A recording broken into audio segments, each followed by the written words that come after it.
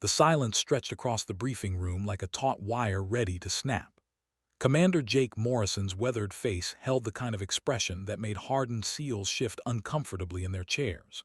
His steel-gray eyes fixed on the lone figure slumped in the back row, chin resting against her palm, eyes closed.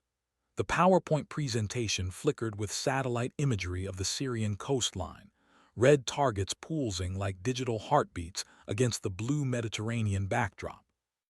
"Callahan," Morrison's voice cut through the air like a blade through silk. The room held its collective breath.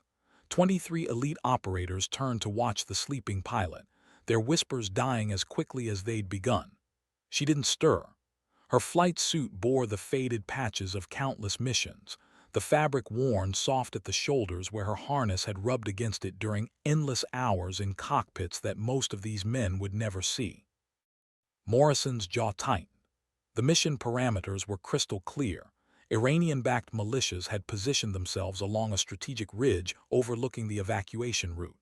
American civilians trapped in Aleppo needed safe passage, and that ridge had to be neutralized. The distance measurement glowed on the screen, 3,200 meters from the designated firing position to the primary target. An impossible shot by conventional standards, requiring precision that bordered on the supernatural. "Lieutenant Commander Vesper Callahan," Morrison barked, his voice echoing off the concrete walls of the underground briefing facility. This time, her eyes snapped open. Not the groggy awakening of someone caught napping, but the instant alertness of a predator who'd been listening to everything while appearing to sleep. Her dark eyes held flecks of gold that caught the harsh fluorescent lighting, and when she straightened in her chair, every operator in the room felt the subtle shift in atmospheric pressure. "Sir," her voice carried the unmistakable drawl of rural Montana, soft and measured like the high plains wind. But beneath that gentle cadence lay something else entirely. Something that made Morrison pause mid-breath because despite her apparent disrespect, despite the skeptical glances from his best men, he knew exactly why she was here. The satellite feed updated in real time, showing movement along the ridge.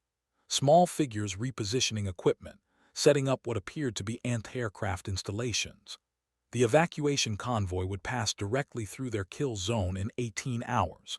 Morrison's finger hovered over the mission briefing remote, but his eyes remained locked on Callahan. She'd been handpicked for this operation by someone so far up the chain of command that even Morrison didn't have clearance to know their identity. Her personnel file was mostly redacted, showing only flight hours that seemed impossible for someone her age, and a commendation record that read like fiction. The room waited in pregnant silence as Morrison made his decision. The desert wind howled across the forward operating base like the voice of some ancient god demanding sacrifice. 3 hours before dawn, the tarmac stretched endlessly into darkness, interrupted only by the hulking silhouettes of aircraft that seemed more like sleeping beasts than machines. Vesper Callahan walked the flight line with the measured pace of someone who understood that preparation was the difference between coming home and becoming a statistic. Her boots made soft sounds against the concrete, a rhythmic percussion that matched her heartbeat. The A-10 Thunderbolt II waited for her like an old friend. 27 feet of titanium bathtub wrapped in wings and engines, designed for one purpose: bringing hell to those who threatened American lives. She ran her hand along the nose cone, feeling the slight vibrations that traveled through the metal as ground crews performed their final checks. The aircraft's GAU-8 Avenger rotary cannon dominated the forward fuselage, its 7 barrels capable of firing depleted uranium rounds at a rate that turned enemy positions into crater-filled memories. "She's all yours, Reaper." Staff Sergeant Miguel Santos emerged from beneath the aircraft, wiping hydraulic fluid from his hands with a red rag that had seen better decades. Santos had been maintaining A-10 since before Vesper was old enough to drive, and his endorsement carried more weight than any officer's signature on a maintenance log. The nickname rolled off his tongue without the mockery she'd grown accustomed to hearing from infantry units. Santos had seen her work. Vesper nodded, accepting the implicit trust in that simple statement. The ground crew had spent 6 hours ensuring every system functioned perfectly, because they knew that once she crossed into Syrian airspace, their meticulous work would be the only thing standing between her and a very bad day. She climbed into the cockpit with the fluid motion of someone who'd performed this ritual thousands of times, her hands finding controls and switches through muscle memory that had been burned into her neurons during countless training flights. The pre-flight checklist proceeded with mechanical precision. Engine start sequences, hydraulic pressure readings, avionics systems coming online with soft electronic chirps and whispers. The heads-up display painted the interior of the cockpit with green luminescence, transforming her into something half human, half machine. Through the canopy, she could see other aircraft preparing for the dawn mission. F-16s that would provide air superiority, KC-135 tankers that would keep everyone fueled, and an E-3 AWACS that would coordinate the entire aerial ballet from 30,000 feet. Radio chatter filled her headset with the professional calm of people whose job required them to discuss death with the same tone most people use to order coffee. Weather updates, threat assessments, timing coordinates. The evacuation convoy would begin moving in 14 hours, following a route that had been planned and replanned a dozen times. Every contingency had been considered except the one that mattered most, whether she could make an impossible shot when everything depended on it. Commander Morrison's voice crackled through the tactical frequency as dawn painted the eastern horizon with shades of amber and rose. His words carried across the electromagnetic spectrum to reach pilots scattered across 3 countries, each one a critical component in an operation that had been months in the planning. The briefing had ended with questions that revealed more about the questioners than the mission itself. Skeptical glances, whispered doubts, the kind of institutional prejudice that followed female combat pilots like shadows cast by men who'd never pulled G-forces that threatened to tear consciousness from their skulls. All Reaper flight elements, this is Shepard. Weather is clear, visibility unlimited, winds from the southwest at 15 knots. Target remains active. Civilians are moving to the extraction point as planned. Morrison's tactical assessment carried no emotion, but Vesper had learned to read the subtle inflections that revealed his state of mind. He was concerned, though he'd never admit it in front of his operators.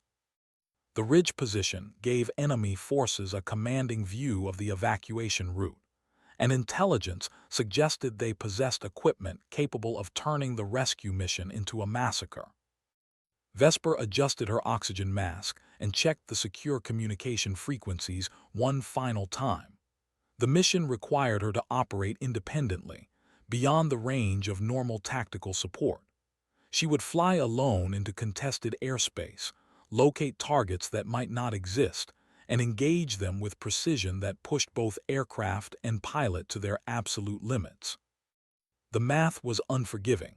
3,200 meters from firing position to target, in an aircraft designed for close air support rather than long-range precision strikes. Her call sign had been earned during a training exercise in Nevada, when she'd engaged pop-up targets with accuracy that made her instructors check their equipment for malfunctions. Reaper fitted her like a custom-tailored flight suit, speaking to something fundamental about how she approached aerial warfare. Not the wild aggression that characterized some fighter pilots, but a calm, methodical precision that turned combat missions into surgical procedures. She harvested enemy assets the way her grandfather had harvested wheat on the Montana plains, systematically, efficiently, without waste or drama. The A-10's engine spooled up with the distinctive whine of turbofans designed to keep working even after taking damage that would cripple most aircraft. Ground crews cleared the area with hand signals that had remained unchanged since the dawn of military aviation. Vesper acknowledged each gesture with a slight nod, maintaining the professional courtesy that kept military operations functioning smoothly even when personalities clashed and egos bruised easily. Tower clearance came through her headset with the crispness of controllers who understood that delays measured in minutes could translate to casualties measured in lives. She rolled onto the active runway, feeling the familiar weight of full fuel tanks and a combat load that included enough 30 ammunition to level several city blocks. The horizon ahead shimmered with heat distortion, but the sky beyond promised the kind of clear conditions that made long-range gunnery possible for pilots with the skill to attempt it. The Syrian landscape unfolded beneath Vesper's aircraft like a tactical map, rendered in 3 dimensions. Ancient cities clung to hillsides where civilizations had risen and fallen for millennia, their adobe walls now bearing the scars of a conflict that had turned neighbors into enemies and children into refugees. The Mediterranean sparkled to the west, deceptively peaceful from 20,000 feet, while smoke columns marked the locations of battles being fought by people whose names would never appear in history books. Her navigation system painted the hostile territory with overlays of threat assessments and no-fly zones. Surface-to-air missile sites appeared as red circles of probability, indicating areas where enemy forces possessed the capability to reach her altitude. She threaded her flight path between these digital danger zones, following a route that had been calculated to minimize exposure while maintaining the flexibility to engage targets of opportunity. The A-10's relatively slow speed became an advantage in this environment, allowing her to loiter in areas where faster aircraft would quickly exhaust their fuel. Radio communications from the evacuation convoy provided a grim soundtrack to her approach flight. American diplomatic personnel and civilian contractors who'd remained in Aleppo to provide humanitarian aid were now trapped by the same violence they'd tried to alleviate.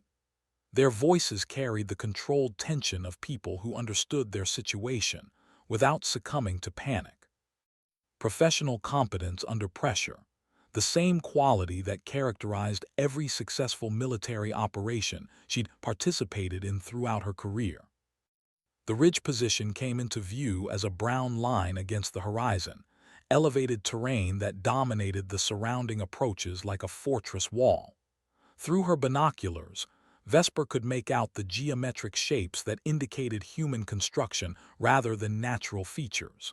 Bunkers, weapons emplacements, communication antennae.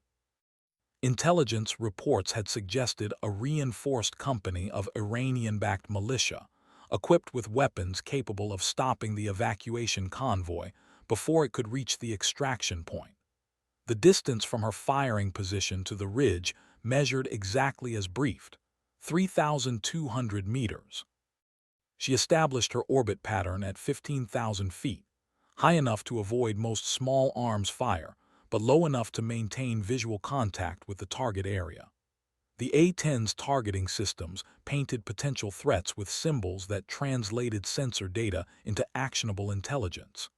Heat signatures that might indicate occupied positions, metallic objects that could represent weapons caches, movement patterns that suggested coordinated defensive preparations.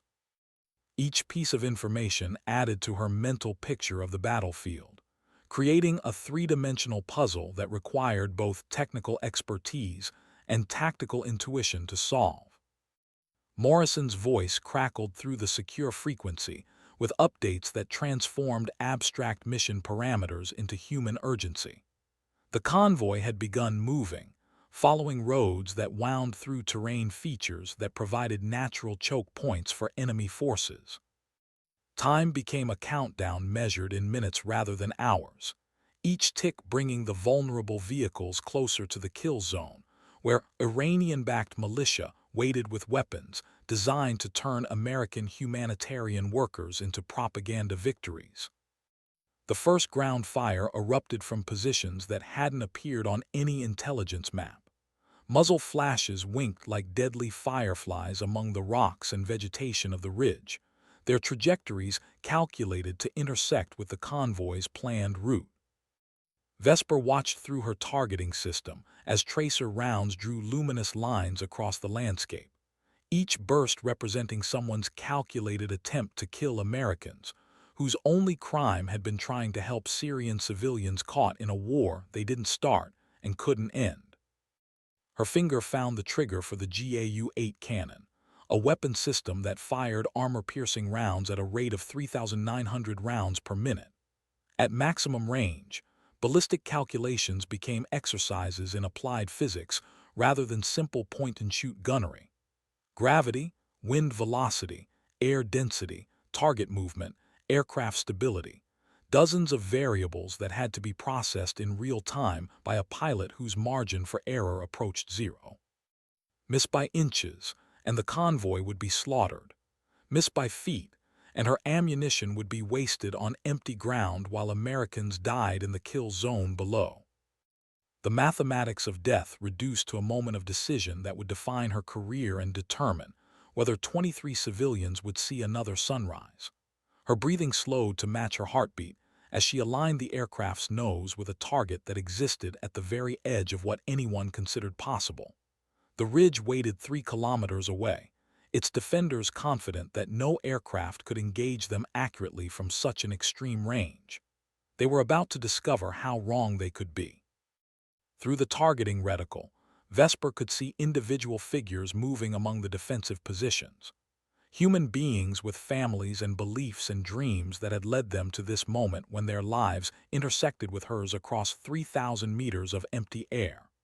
The moral complexity of combat aviation compressed into a single trigger pull that would transform philosophy into physics, intention into action, possibility into consequence.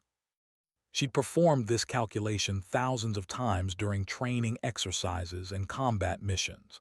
But this shot would either validate everything she'd learned about precision gunnery or prove that some distances were simply too far for human skill to bridge.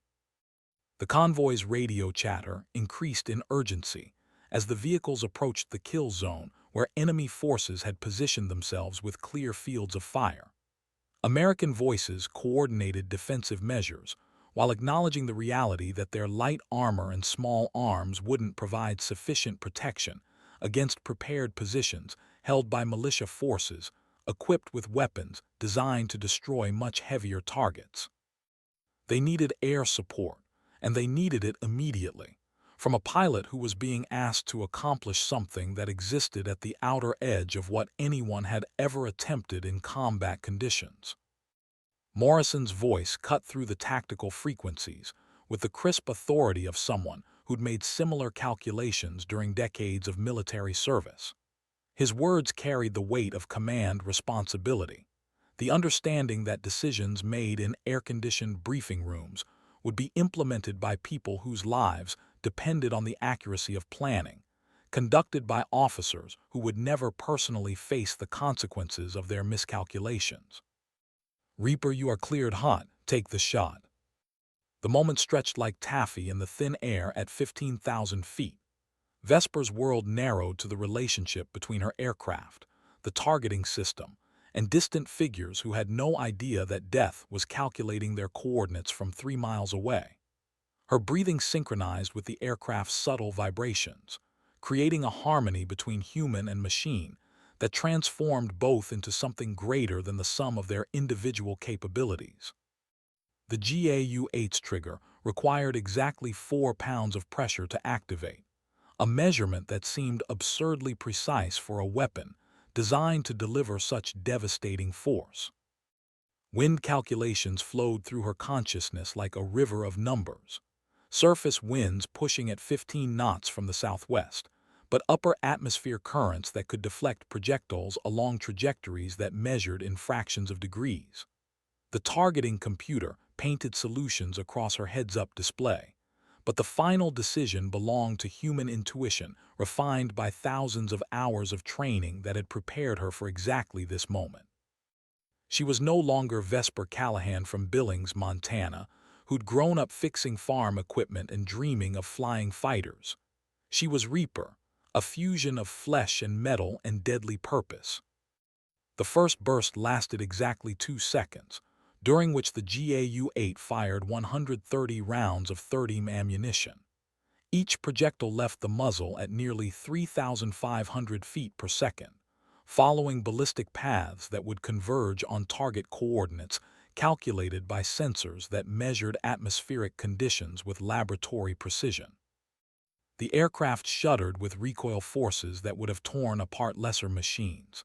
But the A-10 had been designed to absorb punishment that destroyed other aircraft while continuing to deliver ordnance with surgical accuracy. Through her targeting system, she watched the impact pattern develop like deadly flowers blooming among the enemy positions. High-explosive incendiary rounds detonated with flashes that briefly outshone the desert sun, each burst creating pressure waves that traveled through solid rock to reach militia fighters who had considered themselves safely protected by terrain features that had withstood centuries of erosion. Secondary explosions suggested ammunition caches and fuel storage areas, turning prepared defensive positions into funeral pyres for people whose names she would never learn. The convoy's radio chatter shifted from urgent defensive coordination to amazed relief as incoming fire decreased to isolated, uncoordinated shots from survivors who no longer possessed the capability to mount effective resistance. Vehicle commanders reported clear passage through areas that had been designated as kill zones only minutes earlier. American civilians who had resigned themselves to capture or death now discussed extraction procedures and medical evaluations for minor injuries sustained during their escape from Aleppo's increasingly dangerous humanitarian crisis. Morrison's voice carried a tone she'd never heard before when he acknowledged her successful engagement. Not the grudging acceptance that had characterized his earlier communications, but something approaching respect from a man who had seen enough combat to recognize exceptional skill when it was demonstrated under conditions that eliminated luck as a contributing factor. She had made an impossible shot look routine, transforming skepticism into admiration through performance that spoke louder than any argument about gender roles in combat aviation. The return flight to base proceeded through airspace that seemed somehow different than it had during her approach. The same landscape, the same threat indicators, the same tactical situation, but now she was returning as someone who had proven something important about precision gunnery and human capability under extreme pressure.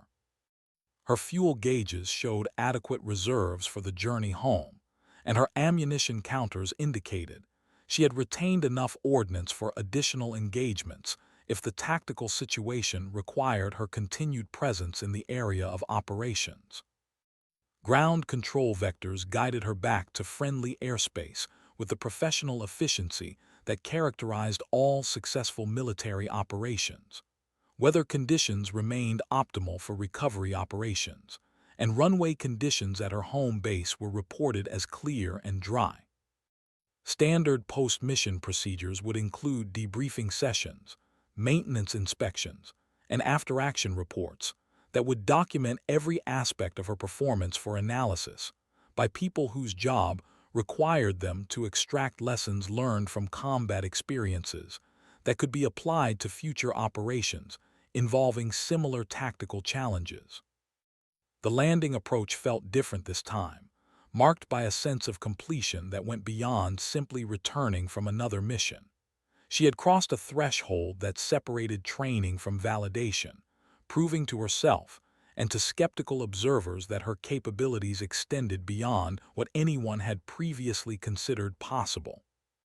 The aircraft touched down with the solid contact that indicated perfect technique, and she rolled out to the parking area, where ground crews waited to secure her aircraft and begin preparations for whatever mission might be assigned next. Santos appeared at her aircraft's side before she had finished the engine shutdown procedures.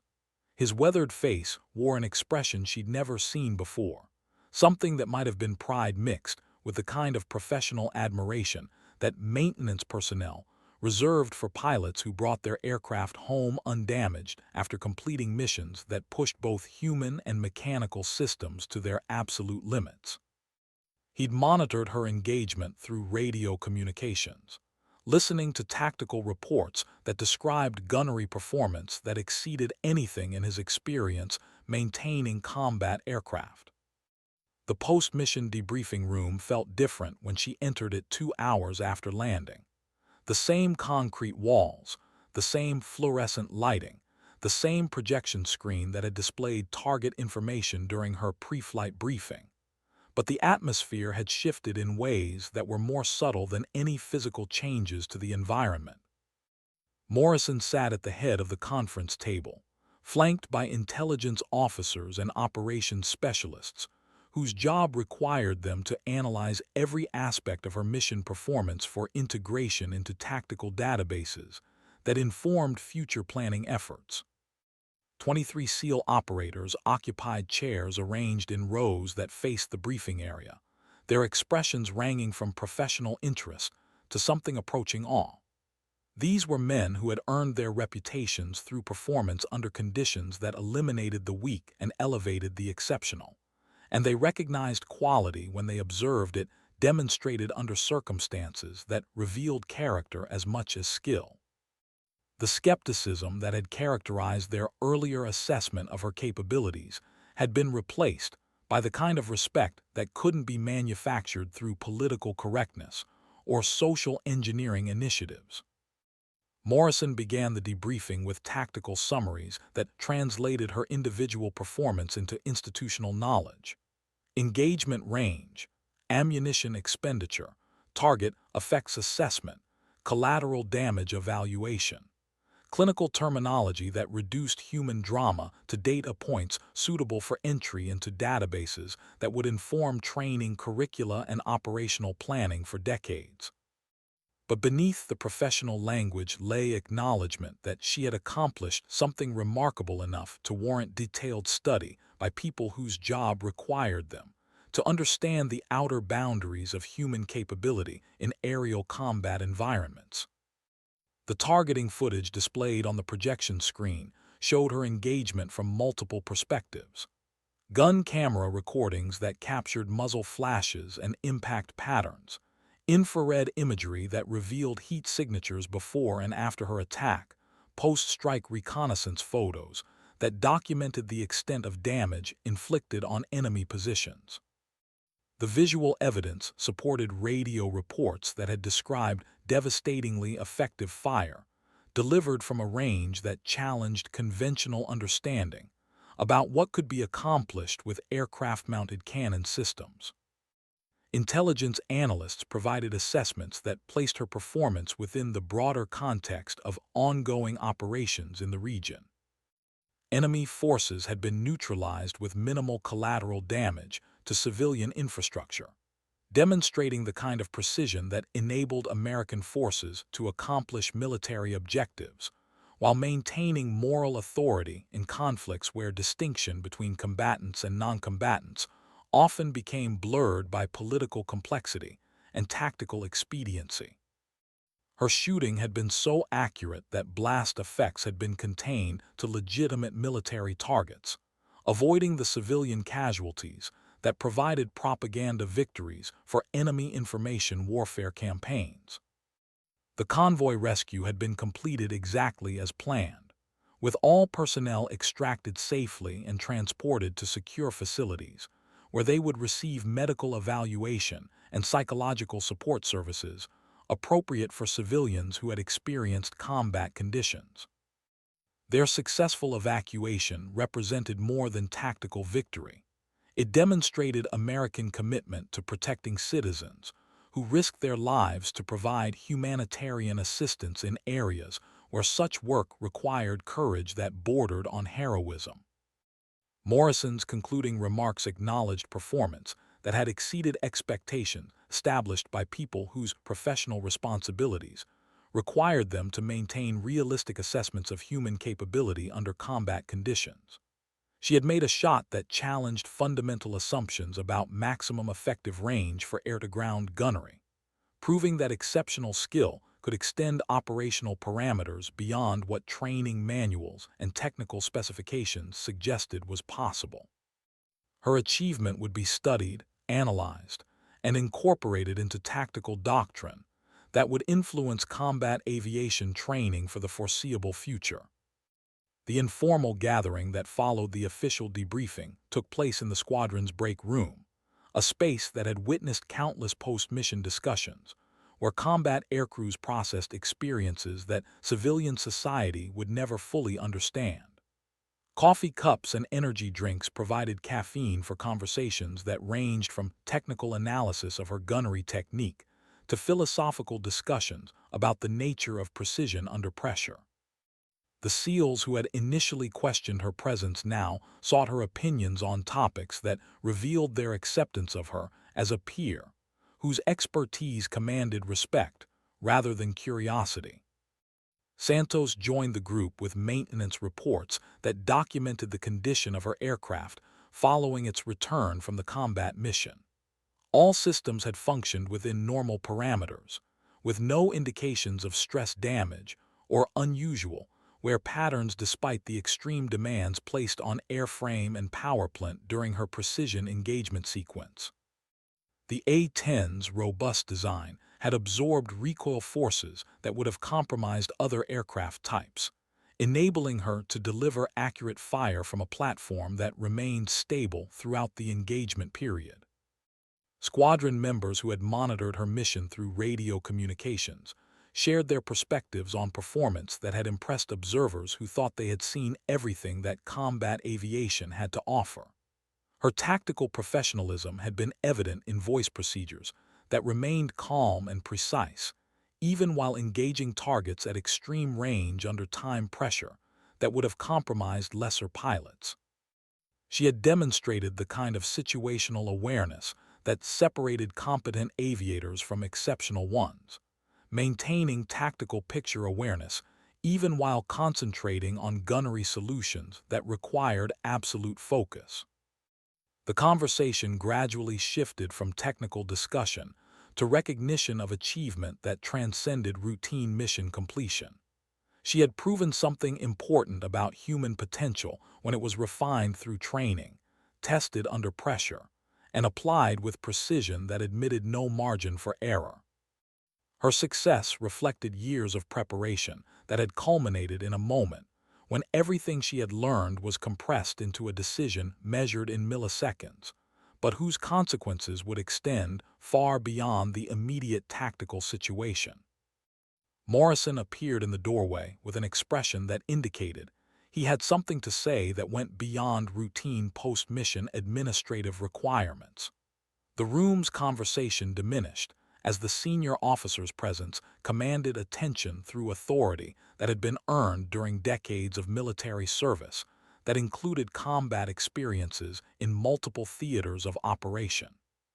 His weathered features carried the kind of gravitas that came from making life-and-death decisions under circumstances where mistakes were measured in body counts rather than performance evaluations. "Callahan," he said, his voice carrying tones that hadn't been present during their earlier interactions.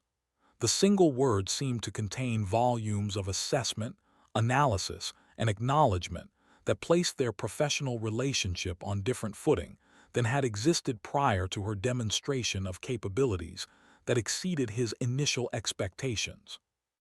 Professional respect was something that couldn't be mandated through regulations or commanded through rank structure. It had to be earned through performance that spoke louder than any credential or recommendation letter. The squadrons had witnessed the transformation of skepticism into admiration through a process that was as old as military service itself. Combat was the ultimate equalizer, stripping away preconceptions and prejudices to reveal essential truths about courage, competence, and character under conditions that eliminated everything except performance. She had faced that test and emerged with credibility that couldn't be questioned by anyone whose opinion mattered in the professional military community. Her call sign had evolved from mockery to designation, from question mark to statement of fact. Reaper no longer carried implications of doubt about her ability to harvest enemy assets with the kind of precision that made her a force multiplier rather than simply another pilot filling a slot on the duty roster. The name now represented recognition of unique capabilities that made her valuable in situations where conventional approaches proved inadequate for mission requirements that pushed operational parameters to their absolute limits. The Syrian mission had been completed, but its implications would extend far beyond the immediate tactical success of evacuating American civilians from an increasingly dangerous operational environment. Her performance had established precedents that would influence training curricula, equipment procurement decisions, and operational planning for combat aviation units throughout the military establishment. She had proven that exceptional skill could overcome limitations that others had accepted as immutable laws of physics and human capability. The months following the Syrian mission brought changes that rippled through the special operations community like seismic waves. Vesper's reputation preceded her into briefing rooms, where mission planners now included long-range precision gunnery as a viable option for scenarios that had previously required multiple assets or complex coordination between different service branches.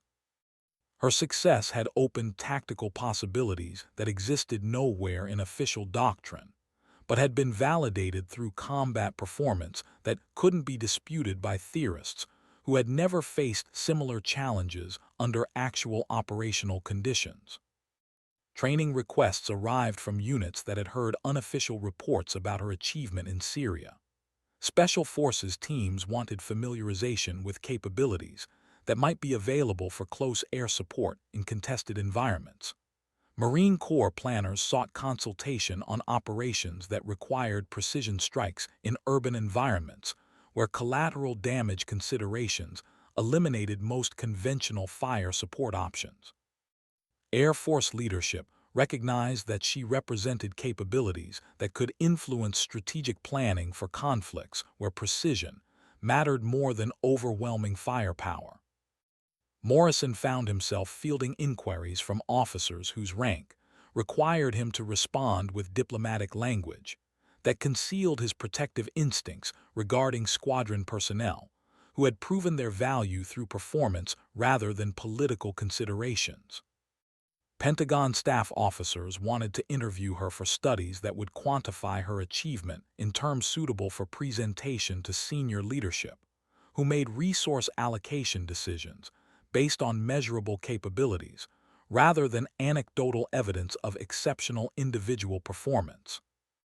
The A-10 community embraced her as validation of their aircraft's continued relevance in an era when fast-moving conflicts seemed to favor speed over precision.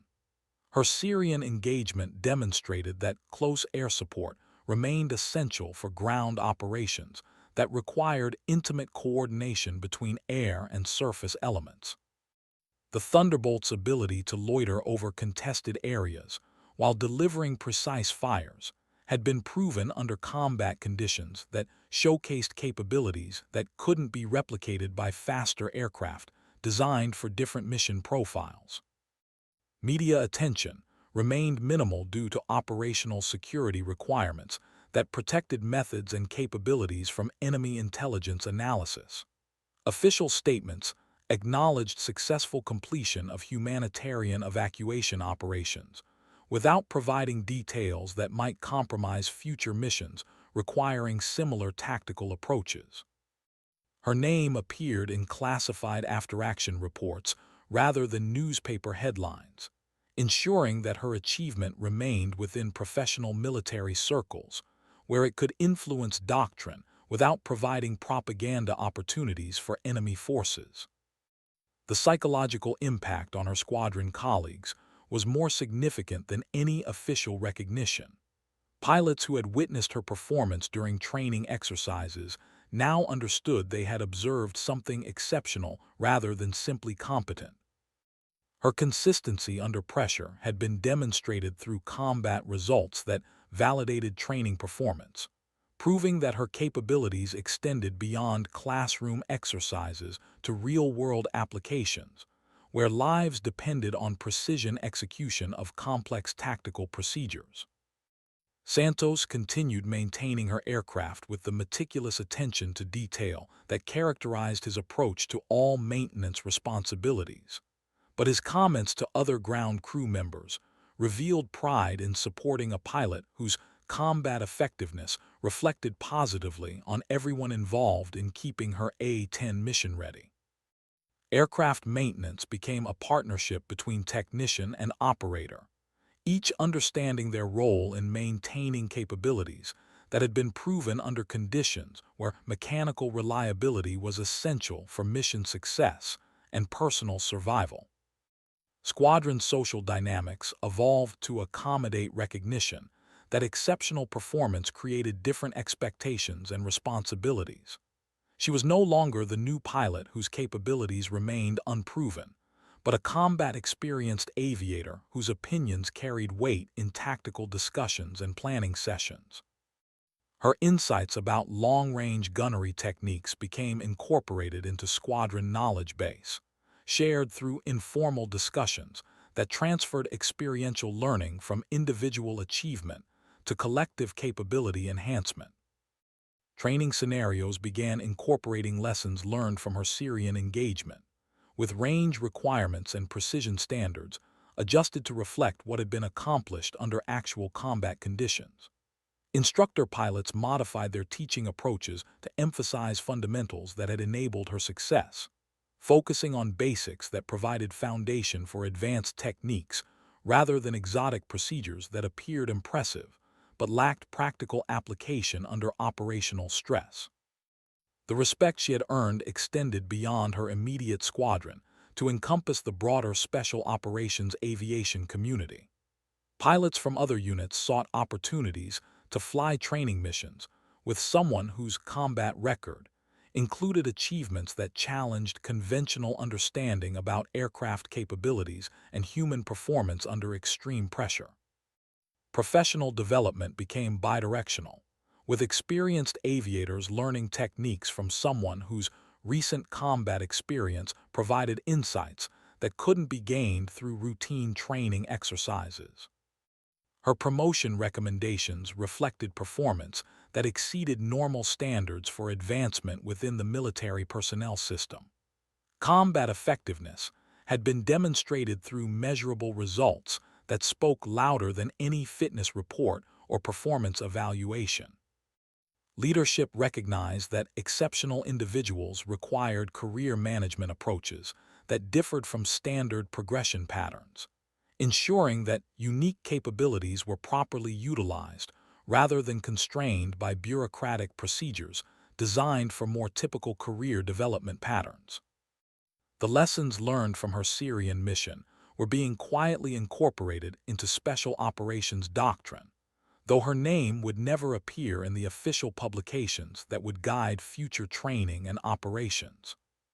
Her techniques were becoming institutionalized through a process that transformed individual achievement into collective knowledge, ensuring that what she had learned through personal experience would benefit others who might face similar challenges in future conflicts, where precision and courage would determine the difference between mission success and catastrophic failure. International recognition came through unofficial channels that connected professional military communities across allied nations. Foreign exchange officers attached to American Special Operations units carried reports of her achievement back to their home countries, where similar challenges existed within their own tactical aviation communities. Her success had implications that extended beyond American military capabilities to influence how allies approached problems requiring precision fires in contested environments. The broader implications of her achievement were being analyzed by strategic planners who understood that individual performance often indicated systemic capabilities that could be developed and expanded through proper training and resource allocation. She represented proof of concept for approaches to aerial warfare that emphasized precision over volume of fire, demonstrating that human skill remained relevant in an era increasingly dominated by automated systems and technological solutions to tactical challenges. Academic institutions that studied military effectiveness began incorporating analysis of her mission into curricula that examined the relationship between individual capability and organizational performance. Her Syrian engagement provided case study material for courses that explored how exceptional individuals could influence outcomes that seemed impossible based on conventional assessment of available resources and tactical constraints. The momentum generated by her demonstrated capabilities was building toward opportunities that would test her skills against challenges even more demanding than the Syrian Ridge position. Intelligence analysts had identified targets that required precision engagement at ranges that exceeded even her proven capabilities, creating requirements for techniques that existed at the very edge of what anyone considered possible with current aircraft and weapons systems. 5 months after Syria, the briefing room had been reconfigured with additional classified communications equipment that enabled secure coordination with operations centers scattered across 3 continents. The mission parameters displayed on multiple screens suggested complexity that dwarfed her previous assignment, involving target sets that required coordination between multiple aircraft operating in contested airspace, where enemy air defenses posed threats that had never been encountered during the Syrian operation. Morrison entered the briefing area with personnel whose rank and bearing indicated involvement in planning at levels that transcended routine squadron operations. General officers, whose ribbon racks documented careers that spanned decades of military service in conflicts that had shaped American strategic thinking for generations. Their presence suggested that what she had accomplished in Syria was being recognized as validation of capabilities that could influence strategic planning for challenges that existed beyond tactical aviation operations. Intelligence briefers presented threat assessments that described an operational environment where enemy forces had learned from American successes and adapted their defensive preparations accordingly. Surface-to-air missile systems that could engage targets at her operating altitude, electronic warfare capabilities that could disrupt navigation and communication systems, and fighter aircraft that posed air-to-air threats requiring defensive measures that would complicate her primary mission of delivering precision fires against ground targets.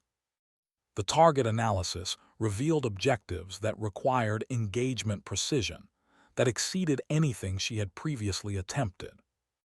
Critical infrastructure components that had to be disabled without causing collateral damage that would create humanitarian crises.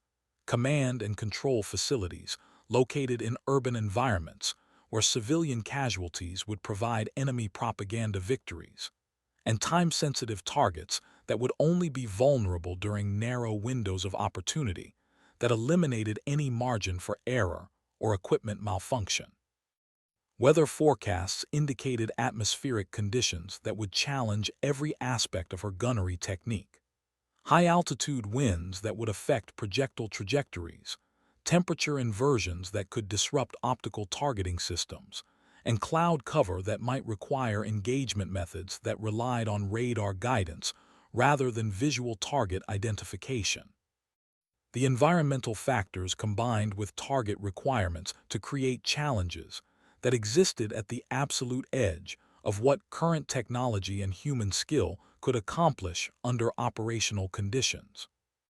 Mission planning sessions extended through multiple days as specialists calculated ballistic solutions for engagement scenarios that pushed mathematical models beyond their normal parameters.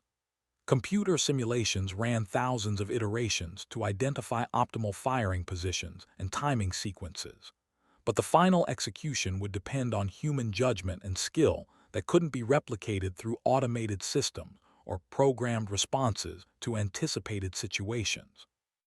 Her aircraft underwent modifications that enhanced capabilities while maintaining the fundamental characteristics that had enabled her Syrian success. Improved targeting systems that provided greater precision at extended ranges, communication equipment that enabled coordination with assets that would support her mission, and defensive systems that would protect her aircraft from threats that hadn't existed during her previous combat operations. The weight of expectation was palpable in every interaction with personnel, who understood the significance of what she was being asked to accomplish. Success would validate approaches to aerial warfare that could influence strategic thinking for decades, while failure would raise questions about resource allocation and tactical doctrine that had been developed around assumptions of human capability that might prove optimistic when tested under actual combat conditions. Training flights proceeded with intensity that reflected the stakes involved in her upcoming mission. Range sessions that tested her skills against targets that simulated the challenges she would face, live fire exercises that validated weapon system performance under conditions that replicated expected operational parameters, and coordination flights with support elements that would be essential for mission success, but whose effectiveness depended on precise timing and communication that eliminated any possibility of confusion or miscommunication. The countdown to mission execution proceeded with mechanical precision that concealed human anxiety about outcomes that would be determined by factors beyond anyone's complete control. Weather, enemy actions, equipment reliability, and the countless variables that influenced combat operations in contested environments where American capabilities would be tested against adaptive enemies who understood the implications of preventing her success.